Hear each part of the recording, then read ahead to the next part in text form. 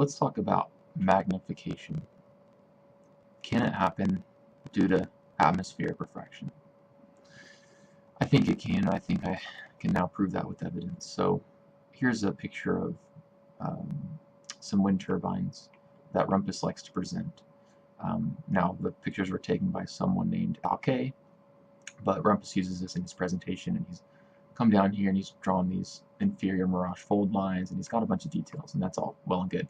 But one thing I noticed is that, and it was just been throwing me off, is the size, call it angular size, of the wind turbines all appear to be about the same, even though they're clearly different distances apart. So for example, if we look at this wind turbine, which is the tallest, which means it's the closest, the size of the turbine and the head in particular is about the size of this turbine and head, and even about the size of this one, even though it's what, 75% shorter in height, right?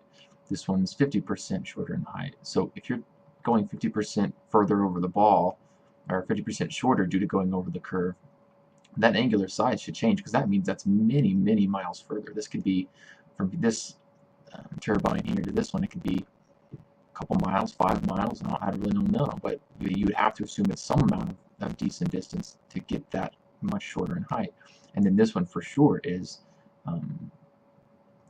quite a bit lower. So again, but the just eyeballing it, it looks close to the same angular size, but we know that that shouldn't be the case. So I kept asking myself, what is the cause of this? Well, if you've ever seen Rob Skiba's video, and he demonstrates using a Fresnel lens on a flat table surface here,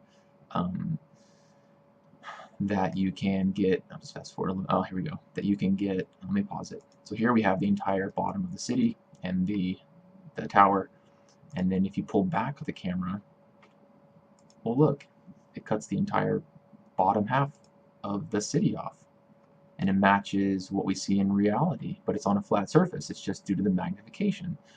So what gives, right? It doesn't really make a lot of sense why it does.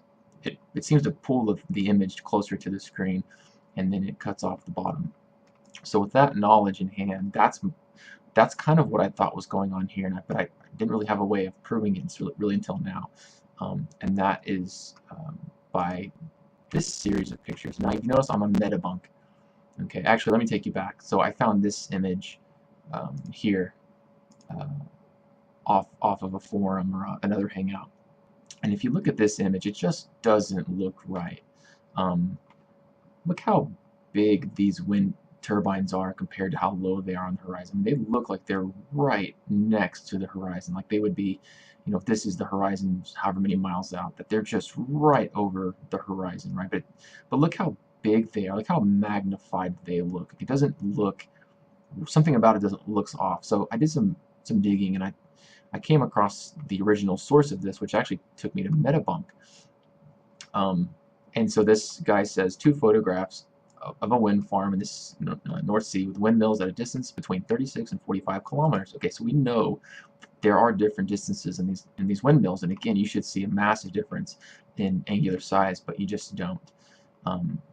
First made while standing on the beach. So this one was made standing on the beach, so he's closer to the ground in this image.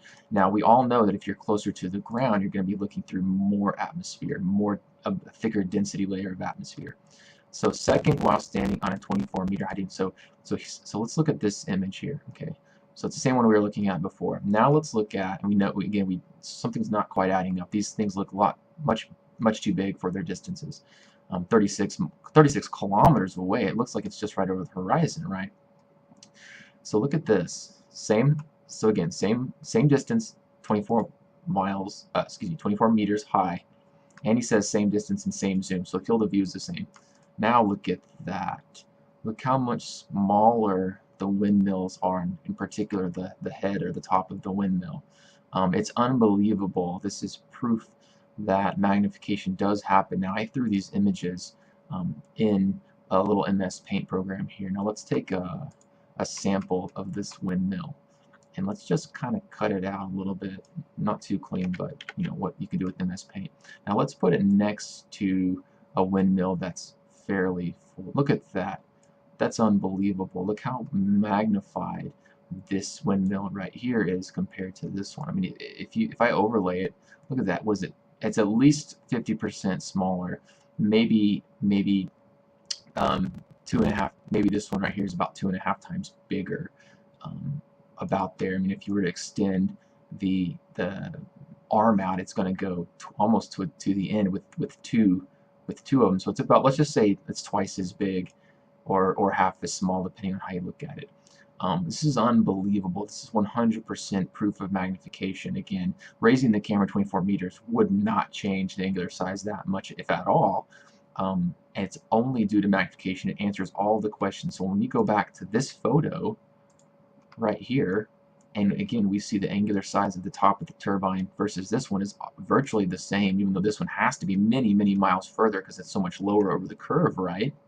The angular size is the same.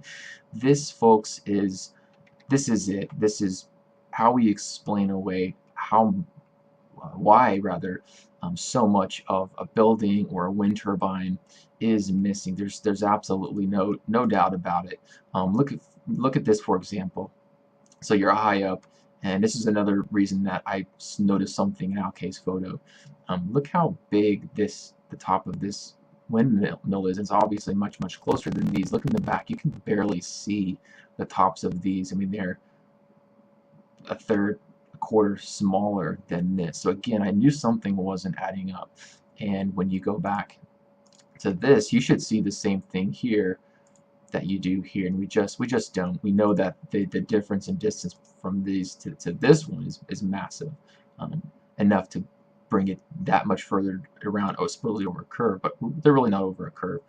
It's just much further away, and so the angular size is in reality much smaller, but the magnification makes it look like it's the same angular size. As we see here, this is the proof. This is 100% proof of magnification.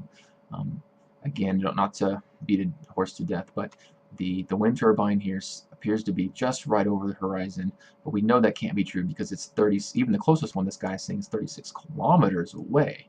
Gosh, I'm 36 kilometers, 2 miles, just to be certain. It's always strange. 22 miles away, and it looks like it's right. Where'd I go? Right over the horizon. But you just raise the camera 24 meters, and we see how much further it really is away, and how small the angular size should be. This is reality, folks. This is magnification due to refraction, which is 100% provable now. I'm sure if I kept searching for other photos, I really don't see the need. This is it. This is all we need right here to prove magnification, and it answers every single observation. Matches Rob Skiba's test. It matches why these appear to be cut 50, 70, 80% off in height, and it explains why it appears these windmills are 80% covered up by the water. Well, we know it's just that these turbines aren't this close. They've just been magnified. I mean, I could keep going on and on. I really don't see the need. This absolutely explains what we're seeing, why we're seeing it. Anything this close to the horizon, that far away, has clearly been magnified. It just didn't make sense to me. I knew something was up.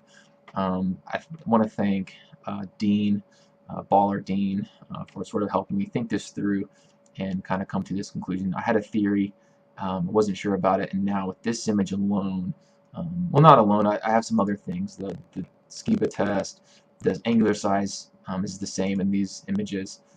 Or in these turbines, even though this one's got to be much further away. To cut it in half like that, gosh, it's got to be many miles further away. But the angular size of the head is almost the same, even though it's much further away and much lower, supposedly lower due to the curve.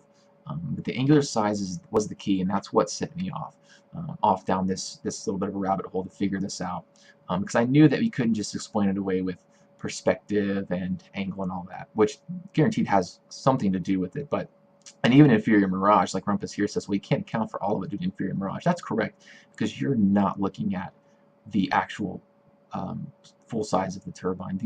Every turbine that you see here, just as we saw here, is bigger than it is in reality, than it actually should be at that distance, at that angular size. So if you proportion this down to the correct angular size at that distance, you wouldn't have the turbines this big, and they wouldn't look like they were cut in half by 50%, just like these here. Much smaller. This is much more proportion angular size versus this one that's clearly been magnified. Alright folks, appreciate it. That's proof of magnification and why these things get cut off so drastically. Have a good one.